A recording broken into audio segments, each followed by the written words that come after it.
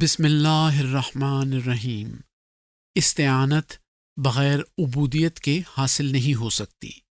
خطبہ جمعہ سیدنا حضرت مرزا بشیر الدین محمود احمد خلیفۃ المسیح ثانی المصلح موعود رضی اللہ تعالیٰ عنہ، فرمودہ 14 اگست سن 1936 بمقام دھرمسالہ۔ قسط نمبر 1۔ جو شخص خدا تعالیٰ کا ہو رہتا ہے تو پھر اس کو اس بات کی ضرورت باقی نہیں رہ جاتی کہ لوگ اس کی مدد کریں، بلکہ خدا تعالیٰ خود اس کی مدد کرتا ہے۔ اللہ تعالیٰ نے سیدنا حضرت مصلح موعود رضی اللہ تعالیٰ عنہ کو خاص طور پر فہم قرآن سے نوازا تھا، چنانچہ ایک مرتبہ آپ رضی اللہ تعالیٰ عنہ کو ایک فرشتے نے سورہ فاتحہ کی تفسیر سکھائی۔ مختلف مواقع پر حضور اپنے خطبات اور خطابات میں اس سورت کے بصیرت افروز تفسیری نکات بیان فرماتے رہے۔ خطبہ جمعہ 14 اگست سن 1936 میں آپ رضی اللہ تعالیٰ عنہ نے اس پہلو پر روشنی ڈالی ہے کہ ایاک نعبد کو ایاک نستعین سے پہلے کیوں رکھا گیا ہے، اور اس سلسلے میں حضرت مسیح موعود علیہ السلام اور دیگر بزرگان کے بعض واقعات بھی بیان فرمائے۔ قارئین کے استفادے کے لیے یہ خطبہ جمعہ شائع کیا جا رہا ہے۔ ادارہ تشہد، تعوذ اور سورہ فاتحہ کی تلاوت کے بعد فرمایا، کہنے کو تو سب لوگ اپنے آپ کو خدا تعالیٰ کا بندہ کہتے ہیں، اور خواہ کوئی بادشاہ ہو یا فقیر اس بات میں جھجک محسوس نہیں کرتا کہ وہ خدا تعالیٰ کا غلام ہے، مگر دیکھنا یہ ہے کہ واقعہ میں اس کے اندر عبودیت موجود بھی ہے یا نہیں۔ منہ سے غلامی کا اقرار کر لینا اور بات ہے، اور اپنے عمل سے خدا تعالیٰ کے غلام ہونے کا ثبوت پیش کرنا بالکل اور بات ہے۔ بسا اوقات ایک آدمی اپنے منہ سے تو ایک بات کا اقرار کر لیتا ہے، لیکن جب امتحان اور آزمائش کا وقت آتا ہے تو فیل ہو جاتا ہے۔ ابو سینا ایک شخص تھے جن کے خیالات بہت اعلیٰ ہوتے تھے۔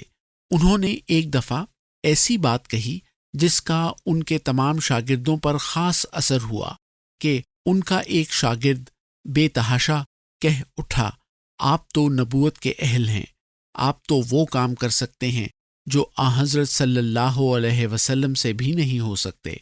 وہ تھے تو مسلمان، لیکن اپنے شاگرد کی اس بات کو سن کر مصلحتاً خاموش ہو رہے۔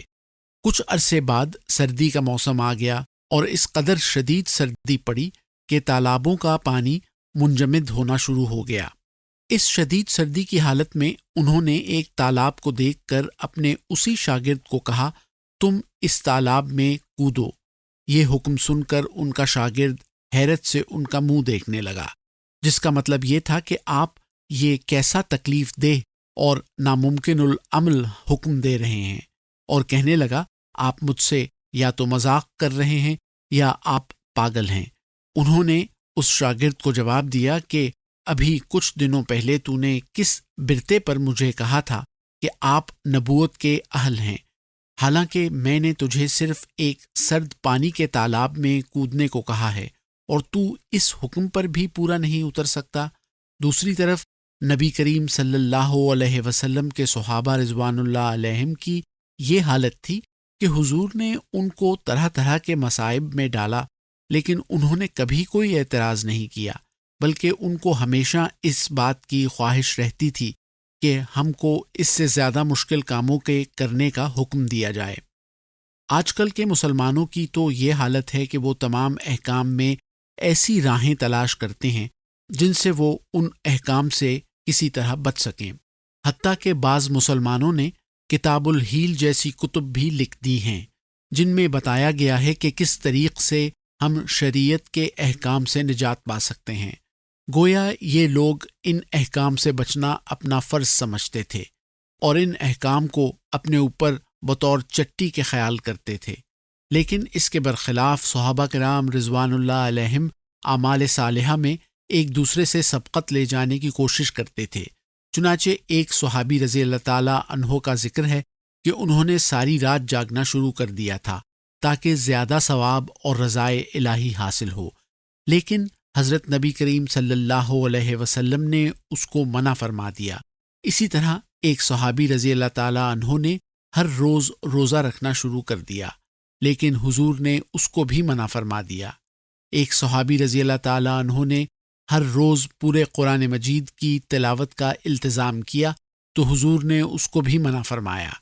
بعض صحابہ رضوان اللہ علیہم نے وصال کے روزے شروع کر دیے تو حضور نے ان سے فرمایا کہ یہ روزے صرف میری ذات کے لیے ہیں، تم یہ روزے نہ رکھا کرو۔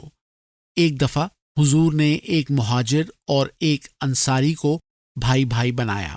ایک دفعہ مہاجر بھائی انصاری بھائی سے ملاقات کے لیے گئے، کیا دیکھتے ہیں کہ اس انصاری بھائی کی بیوی میلے کچیلے کپڑے پہنے ہوئے بیٹھی ہے۔ انہوں نے اس سے دریافت کیا کہ تیری یہ حالت کیوں ہے؟ کہنے لگی، میں کس کو دکھانے کے لیے صاف ستھری ہو کر بیٹھوں؟ میرے خاوند کی تو یہ حالت ہے کہ ساری رات عبادت کرتا رہتا ہے اور دن روزے کی حالت میں گزار دیتا ہے، اور اس کو اس بات کی خبر نہیں کہ میں اس کے گھر میں بطور بیوی کے رہتی ہوں۔ اتنے میں انصاری بھائی بھی آ گئے۔ مہاجر بھائی نے ان کو اس قدر عبادت سے منع کیا۔ انہوں نے جواب دیا کہ تم عجیب قسم کے بھائی ہو کہ مجھے نیکی سے روکتے ہو، اور جب وہ رات کو عبادت کے لیے اٹھنے لگے تو انہوں نے نہ اٹھنے دیا اور زبردستی لٹا دیا، اور جب دن کو روزہ رکھنے لگے تو روزہ بھی نہ رکھنے دیا۔ اس پر انصاری نے حضرت صلی اللہ علیہ وسلم سے اس امر کی شکایت کی تو حضور نے فرمایا کہ تمہارے مہاجر بھائی کا یہ فعل بالکل درست ہے، اور فرمایا لِنَفْسِكَ عَلَيْكَ حَقًّا وَلِزَوْجِكَ عَلَيْكَ حَقًّا وَلِجَارِكَ عَلَيْكَ حَقًّا۔ بخاری کتاب الصوم، باب حق الجسم فی صوم۔ مفہوماً یعنی ہر وقت عبادت درست نہیں، کیونکہ تجھ پر تیرے اپنے نفس، بیوی اور ہمسائے کے بھی حقوق ہیں۔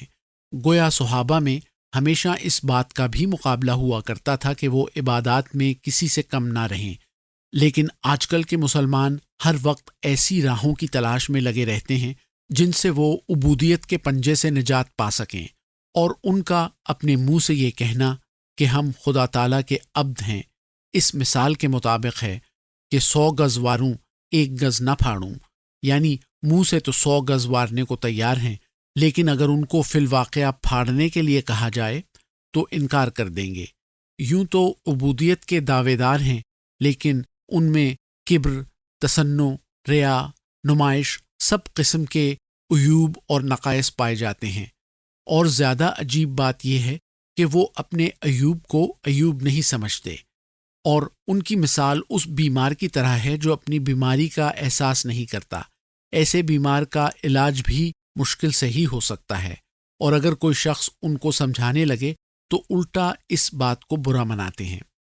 قرآن مجید میں یہ ایک ممتاز خوبی ہے کہ جب کوئی حکم بیان کرتا ہے تو معاً اس کے ساتھ ہی اس حکم کے فوائد اور اغراض بھی بیان کر جاتا ہے، اور یہ خوبی کسی اور کتاب میں نہیں پائی جاتی، کیونکہ جب وہ کوئی حکم دیتی ہیں تو اس حکم کے نتائج، فوائد اور اس کے حصول کے طریق نہیں بتاتی، لیکن قرآن مجید ان تمام پہلوؤں کو مد نظر رکھتا ہے۔ اسی لیے جب اس نے ایاک نعبد فرمایا، ساتھ ہی اس کا نتیجہ اور فائدہ بھی ایاک نستعین سورہ فاتحہ آیت 5 کے الفاظ میں فرما دیا۔ گویا ایاک نعبد کے لیے ایاک نستعین بطور دلیل کے ہے، نیز بطور معیار کے بھی، یعنی جو شخص عبودیت کا مدعی ہو ہم اس کو تب ہی سچا سمجھیں گے جبکہ ایاک نستعین کا اعلیٰ مقام اس کو حاصل ہو۔ پس ایاک نعبد بطور دلیل کے ہے ایاک نستعین کے لیے، اور ایاک نستعین بطور دلیل کے ہے ایاک نعبد کے لیے، یعنی عبودیت کا دعویٰ بغیر استعانت کے بالکل غلط ہے، اور اسی طرح استعانت بغیر عبودیت کے ہرگز حاصل نہیں ہو سکتی۔ جو شخص یہ دعویٰ کرتا ہے کہ میں اللہ تعالیٰ کا بندہ ہوں تو اس پر فرض ہے کہ وہ صرف اللہ تعالیٰ پر ہی اتکال کرے اور ادھر ادھر اپنی نظر نہ اٹھائے۔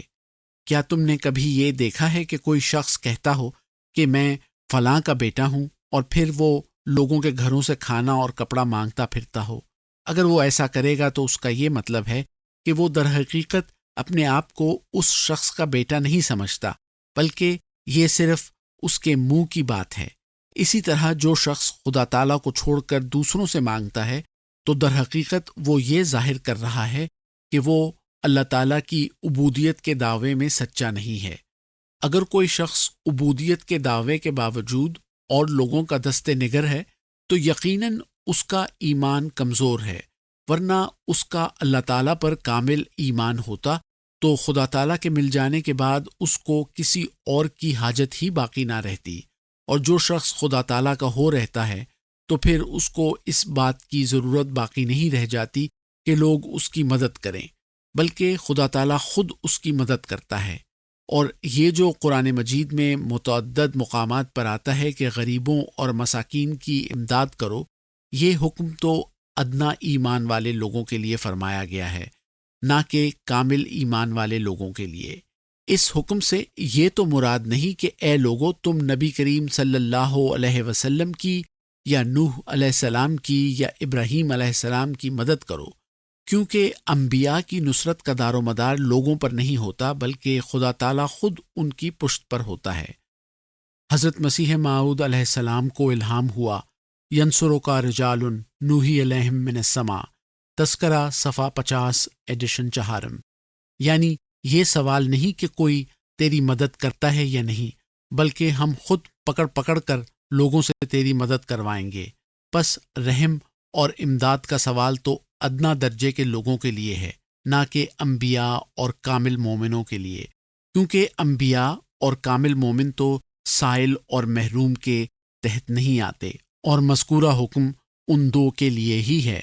پس حقیقت یہی ہے کہ یہ حکم یا تو کافروں کے لیے ہے یا پھر ادنا مومنوں اور محروم لوگوں کے لیے۔ کامل مومنوں کی فکر تو خدا تعالیٰ خود کرتا ہے۔ ہاں، جن لوگوں کا ایمان ہنوز کمال کے درجے تک نہیں پہنچا ہوتا، تو جس طرح غبارہ ہچکولے کھایا کرتا ہے اسی طرح وہ بھی ہچکولے کھاتے رہتے ہیں۔ ایک بزرگ کے متعلق آتا ہے کہ وہ شہر سے دور کسی مقام پر عبادت کیا کرتے تھے اور ان کا رزق وہیں پر اللہ تعالیٰ کی طرف سے پہنچ جایا کرتا تھا۔ ایک دن ان کو فاقہ ہوا اور وہ اس جگہ کو چھوڑ کر شہر کو چل دیے، اور ایک دوست کے ہاں سے کھانا کھایا اور کچھ کھانا لے کر واپس اسی جگہ کی طرف آنے لگے تو ان کے دوست کا کتا بھی ان کے پیچھے پیچھے ہو لیا۔